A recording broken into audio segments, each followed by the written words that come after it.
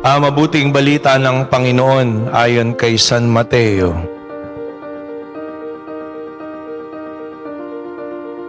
Ang panahong iyon, si Jesus ay dinala ng Espiritu sa ilang upang tuksohin ang dyablo. Doon, 40 araw at 40 gabing nag-ayuno si Jesus at siya'y nagutom. Dumating ang manunukso at sinabi sa kanya, "Kung ikaw ang anak ng Diyos, gayon mong tinapay ang mga batong ito." Subalit sumagot si Jesus, nasusulat, "Hindi lamang sa tinapay nabubuhay ang tao, kundi sa bawat salitang namumutawi sa bibig ng Diyos." Pagkatapos ito, dinala siya ng dyablo sa taluktok ng templo, sa banal na lungsod. "Kung ikaw ang anak ng Diyos," sabi sa kanya, "magpatihulog ka, sapagkat nasusulat, ipagbibili niya sa kanyang mga anghel na ingatan ka. Aalalayan kanila upang hindi ka matisod sa bato." Sumagot si Jesus, "Nasusulat din naman, huwag mong subukin ang Panginoon mong Diyos." Pagkatapos dinlari siya ng dyablo sa isa napakataas na bundok, at mula ro'y pinatanaw sa kanya lahat ng kaharian ng sanlibutan at ang kayamanan ng mga ito. At sinabi ng dyablo, "Ibibigay ko sa iyo lahat ng ito kung magpapatira pa ka at sasamba sa akin." At sumagot si Jesus, "Lumayas ka, Satanas, sapagkat nasusulat ang iyong Diyos at Panginoon ang sasambahin mo.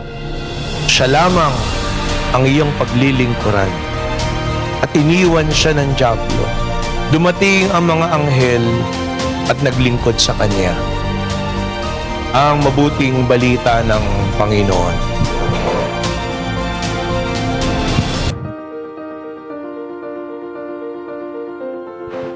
Magandang umaga po sa inyong lahat.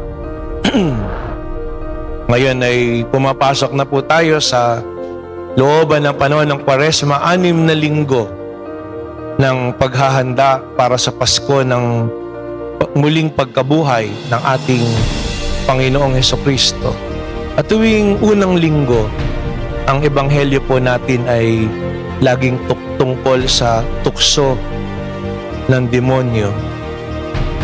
Meron pong pari daw, pinara ng pulis, titikitan. Sabi ng pari doon sa pulis, "Sir, forgive us our transgressions."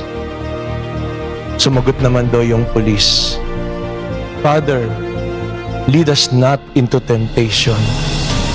Akala ng pari, siya lang yung sanay magdasal. Sanay din naman palang manalangin. Pag bumibili po ako ng bagay at nakikipagtawaran, binibiro ko yung tindera. Sabi ko, pwede rin po kayong magpatawad. Hindi lang naman kami ng mga pari. Sa linggo po na ito, inaaralan tayo kung paanong pagtatagumpayan natin ang kasalanan, katulad ng pagtatagumpay ng Panginoon. Kung paanong ang tukso ay magiging pagsubok. Napakahalaga po na wag nating tingnan ang tukso na magpapahina sa atin. Yan po kasi ang problema natin bilang mga tao. Pag sinasabing nagkakasala, pasensya na po, tao lang. Diba? Laging ganun. Kasi iniisip mo, tao lang naman ako, matutukso. Diba? Anong gagawin ko kung talagang lapitin ako ng mga tukso? O diba? Merong mama, lapitin daw siya. Sabi ko, bakit? Yung bang palay lumalakad? O, hindi naman mapupunta sa bibig mo yan kung di mo tutukain. Yun po kasi yung kaisipan eh. Na pag dumating yung tukso, madadaig ako. Pag sinabi mong dumating ang tukso at madadaig ka, talo ka na. Dahil ang tukso, hindi siya dumadating para tayo pahinain. Realidad yan ang buhay natin. Kaya nga maski ang Panginoon, dumaan din sa mga tukso na yan. At narinig natin yan. Yan ang tukso ng ginhawa, yan ang tukso ng kayabangan, ng kapangyarihan. Yan ang tukso ng katanyagan. Dinaanan din yan ng Panginoon. Pero ituturo sa atin sa Ebanghelyo ngayon, paano niya pagtatagumpayan. O kaya nga masasabing pagsubok. Kaya nga sa Ebanghelyo, yung demonyo, hindi naman sinabing demonyo. Ang tawag po dito ay manunukso, the tempter. At yung pagtukso na yon, pagsubok, na ayaaral sa atin na kung mangangapitan tayo sa Diyos, hindi tayo madidiskaril sa ating buhay. Hindi tayo madadaig na mga tukso na ito o panunudyo ng demonyo. At paano? Una, sabi po dito, ang Panginoon nandun sa ilang. At anong ginagawa niya doon? Nandun siya para magdasal. Sa unang pagbasa, kinukwento sa atin kung paanong si Eva at Adan ay tinukso nung ahas. Pag binasa niyo po yung bahagi na yon, makikita niyo kung paanong nagtatanim ng mali siya yung demonyo, paanong ginawang kaakit-akit yung puno, lahat, hanggang sa bandang huli na kumbinsi si Eva at ibinigay pa niya kay Adan. Yun po yung pamamaraan paano kumikilos yung kasalanan. Doon sa isang nabasa ko pong kwento nung araw, gumawa ng sariling version si Father Neil Guillemette mula dun sa aklat na yon, sa kwento na yon. At sabi niya, sa ibang parallel na planeta, lumikha din at naglagay ang Diyos ng tao. Si Ada, si Odon at si Aba naman. At ganun din, meron ding ahas. Tinanong din, tinukso. Sabi din ng ahas, kaya hindi kayo pinakakain kasi matutulad kayo sa Diyos, magiging marunong kayo at para kayong Diyos din. Yun nga lang, ang kaibahan ng dalawang tao na yun sa planeta na yun, nag-isip. Nag-usap si Odon sa si Aba. Sabi nila, totoo kaya? Nagsuri sila. Hindi kagad sila napadala dun sa tukso. Sabi ni Odon, di tanungin natin ng Diyos. Nang dumating ang Diyos nung gabi, sinabi nila, sabi daw po ng ahas, kaya nyo raw kami pakainin kasi magiging Diyos kami pag kinain namin. Sabi ng Diyos, malaki problema nyo. Kasi dadalawa lang kami ritong kausap. Sino paniniwalaan nyo sa amin? Ako o yung ahas? Hindi makakibo yung si Odon sa si Aba. Sabi nila, sabi ng Diyos, ganito na lang. Bumalik kayo dun sa ahas, tanong nyo tong dalawang tanong na to. Pagbalik nila dun sa ahas, nagagalit pa yung ahas. Ano? Sinabi nyo, lagot ako ngayon niya sa Diyos. Nagmamalasakit lang ako, tumutulong sa inyo, ako pa'y papahamak nyo. Pero sabi naman nung tao, hindi naman, sabi ng Diyos lang tanungin ka lang daw namin. Yun lang naman pala, alang problema. Questions from God, any time of the day, bring it on, sabi ng ahas. Ano yung unang tanong? Ang unang tanong po ng Diyos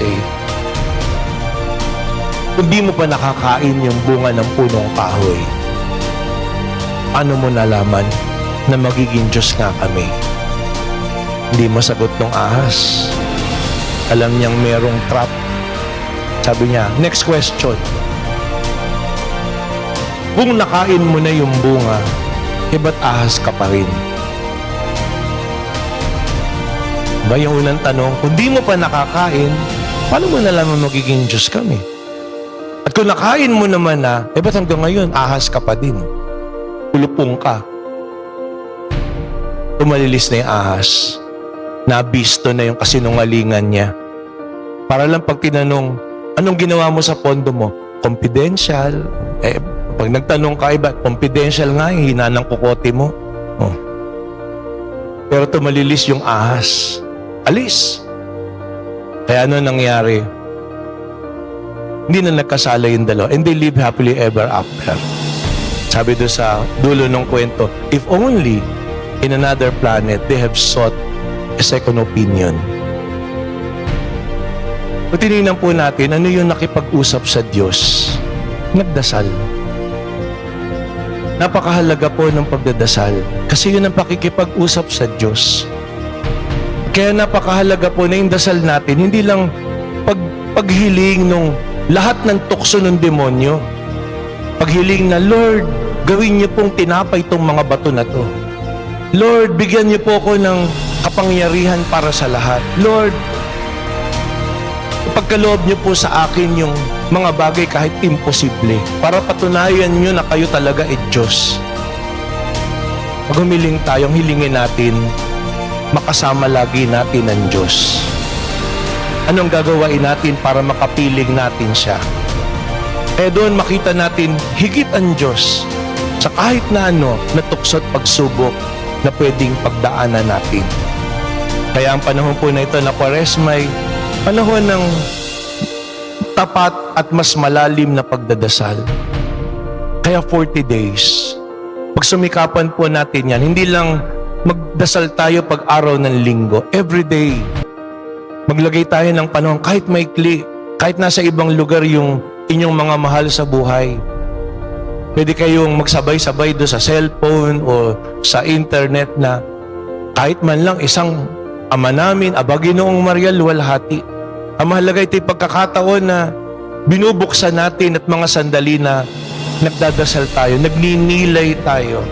Ano yung mga bagay na dapat nating gawain at paano ang Diyos sasamahan at papatnubayan tayo. Kaya po, sa bagay na yan, yun po yung una. Yung pangalawa, yung tukso, pagtatagumpayan po natin, katulad ng ginawa ng Panginoon na pag-aayuno. At sabi nga po dito, bagamat ang Panginoon ay gutom, malinaw sa Panginoon ng lahat. Kasi alam ng Panginoon, higit ang Diyos sa kahit na anong hahangarin o aasamin ng tao sa mundo. Kaya nga yung mga sagot ng Panginoon, kung iniisip mo lang pagkain, iniisip mo lang mga bagay sa mundo, ano sabi ng Panginoon? Hindi lamang sa tinapay nabubuhay ang tao, kundi sa bawat salitang namumutawi sa bibig ng Diyos. Yung mga taong nangungurap, makita nyo, milyon-milyon na yun. Magkakakanser na sila kung kakainin nila lahat yung mga ninakaw nila. Pero wala. Alam natin na walang paroroonan yung lahat ng yan. Ang napakahalaga po ay paano natin pinangahawakan ang pananampalataya natin sa Panginoon. At higit ang Diyos kaysa sa kahit na ano na maaaring makabusog o makapagpasarap sa buhay ng bawat isa sa atin. Masarap man ang buhay mo kung binalanghiya mo naman ang iyong kapwa, anong kaligayahan niyon? Sabagay, kung walang hiya ka, hindi mo mararamdaman. Pero sa bandang huli, pag namatay ka tapos, magkita-kita na lang kayo ni Taning. Kaya doon mo maiisip, walang saysay. Ang napakahalaga ay papaano tayo tumatalima sa pag-ibig na yon ng Panginoon. O di kaya nandun, subukin ang Diyos. Huwag subukin ang Diyos. At sa bandang huli, yun ang susi. Ano sabi ng Panginoon? Sambahin ang Diyos at siya lang ang iyong paglingkuran. Minsan naririnig natin sinasabi, buti pa'y kayong pera, may tao. Sa bagay ngayon, puro hayop na no? Ang inaabangan ko na lang mag-issue ng bagong pera, buhaya naman na ilagay. O, di ba? O kaya balimbing. O. Sambahin. Sambahin. Ang sambahin natin ay ang Diyos. Hindi ang material na bagay, hindi ang kapangyarihan, hindi ang katanyagan, hindi ang kahit na ano sa mundo. Paglingkuran natin ang Diyos. Kaya nga, ang panahon po na ito, yung ating sakripisyo, para madama natin yung pangangailangan ng ating kapwa. At yun yung magtuturo sa atin para magkaroon tayo ng konsyensya, na makita natin yung bawat isa na tayong lahat mga anak ng Diyos. May napanood po ako nung isang araw, nagtitinda siya sa isang butika, wala pa siyang benta. Maya-maya may pumasok na isang matanda, bumibili ng gamot, pinakita yung reseta. Antibiotic. Kailangan daw niya yun kasi yung asawa niya may sakit, may infection. Sabi ng doktor, kailangan mainom niya yan para hindi lumala, gumaling siya kagad. May binigay na ganon, hindi kaya ng pera niya.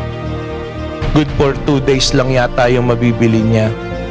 Umuutang siya na kung maaari daw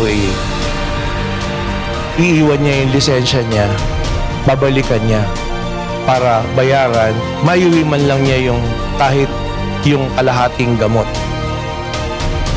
Naawa naman po pala yung nagtitinda kasi nakita niya yung mukha ng magulang niya doon sa bumibili.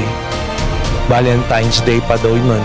Naisip niya, napakaganda na gamot sa halip na kung ano yung ibigay para gumaling. Binigyan niya ng, ewan ko kung pang ilang araw, kung binigay na rin niya yung pang dalawang araw na yun na gamot. Nagkataon na sa CCTV, naisip niyang i-upload. Kinuwento niya. Anong kinuwento niya? May mga tao na antig yung kalooban, nakakilala niya. Nagkaroon ng interest na gusto namin tumulong. Kasi nga kung antibiotic, dapat 7 days. Ano mangyayari sa 2 days? Siguro isip nila, kesa naman ako yung may sakit, at least makatulong ako sa iba. Tapos Valentine's Day pa nga Tapos meron iba nagpadala din. Kaya sa huli, sumobra pa para doon sa gamot. Nung nagbalik after 2 days, yung mag-asawa yung bumalik para magpasalamat yung driver, para siguro para ipakita doon sa tao, maraming salamat, ito ka, gumaling ka, nagtiwala yung mama, babayaran niya yung kulang na halaga. Tapos laking gulat nila nung malaman na binigyan pa sila ng pang 7 araw na gamot libre. May inaabot pang 2 pack ng grocery, pagkain na sumobra para doon na magagamit nila na doon sa video ganun. Tontuwa, makita mo yung mag-asawa na ganyan. May nagkukwento lang. Sa bandang huli, sabi ko sa sarili ko, totoo kaya itong napapanood ko na to o hindi? Kayo, talaga niya, totoo kaya o hindi? Bakit ba yung kabutihan ang hirap paniwalaan? Pinagnakaw ng bilyon-bilyon, nandun naniniwala ka. Pero yun po yung kailangan natin ngayon Paniwalaan natin yung kapangyarihan ng kabutihan. Paniwalaan natin ang mga tukso na yan, pwede nating pagtagumpayan, pagsubok para matiyak, anak ba tayo talaga ng Diyos o anak tayo ng demonyo? Anak ba tayo talaga ng Diyos o kampon ba talaga tayo ng kadiliman? Kaya napakahalaga yung konsyensya natin. Yung bang makita natin na hindi lang tayo, anak tayo ng Diyos, makatulong tayo. Kaya itong panahon na to ng Kwaresma, let's make those little sacrifices. Napakahalaga na kahit sa maliit na paraan, hindi tayo magkukulang ng pwedeng gawain para makagawa ng kabutihan sa kapwa. Sabi nga po nila, maaaring hindi mo mapasaya yung ibang tao, pero pwede mo namang ibsan yung kanilang kalungkutan. Ang mahalaga, nandun, laging nasa puso't baon natin ang pag-ibig ng Diyos dahil siya lang ang sinasamba natin at pinaglilingkuran. Pero alalahanin po natin na ang pagbibigay hindi lang material na bagay. Ang ibinibigay natin, kung kaya tayo tapat, kung kaya tayo tumutulong, kung kaya tayo nagmamalasakit, dumadamay, ay pag-ibig ng Diyos. Napakahalaga ng binabahagi lagi natin at nilalahok sa lahat ng ginagawa natin, pag-ibig ng Diyos. Kaya hindi po lagi yan material na bagay. Sabi po nila, may nabasa po ako, sinend sa akin na kwento. Sabi daw nung tatay niya, ang tao daw kuminsan, parang flashlight, lente. Pag yung lente, humina na yung ilaw, tinatapon mo ba? Hindi. Pinapalitan mo ng baterya. Ang po yan sabi. At kuminsan daw yung tao, katulad ng lente, ibang-ibang baterya yung kailangan. Merong lente na AA. Ano yung kailangan? Acceptance, affection, acceptance. Meron naman AAA. Nakaligtaan ko po yung isa. 3 A yun eh. Basta acceptance, affection. Pag naalala ko po, mamaya lilitaw yan. Kumisan, hindi po AAA o AA. Type C. Ang kailangan naman pala, compassion. At kumisan naman, type D. Yung bateryang sinlalaki ng rollers. Diba? Kaya kuminsan yung nanay mo, lobat na. Isang katutak yung rollers na nakakabit ng araw. Ano naman yung D? Kuminsan ang kailangan naman direction. Pero kuminsan kahit nilagay mo na yung baterya, nilagyan mo na ng affection, nilagyan mo na ng attention, yung pala po, affection, attention. Tapos acceptance. Tapos compassion. Tapos direction. Kung minsan nilagay mo na lahat, parang malabo pa din. Para kang sinusubok, para kang tinutukso. Ano ba, papalitan ko na ba? Hindi. Kailangan mo lang daw umupo, tapos ibahagi mo yung liwanag mo para madagdagan ng liwanag siya. Ang panahon ng Kwaresma po, panahon na panibaguhin natin pag-alabin yung liwanag ng pag-ibig na yan ng Panginoon. Ang tukso't pagsubok, hindi para pahinain tayo, para patibayin yung ating pananampalataya upang sa gayon, higit tayong maangkla sa pag-ibig at laging magdulot ng pag-asa sa pagmamahal at kabutihan na ginagawa natin sa bawat isa. Kaya ilapit natin yung bawat isa sa Panginoon sa taimtim na pagdadasal. At tiyakin natin na gumagawa tayo at nilalahok sa lahat ng gawain natin at gampanin ang pag-ibig na yan ng Panginoon upang tayo'y patuloy na maging tapat at mapagmalasakit sa ating kapwa.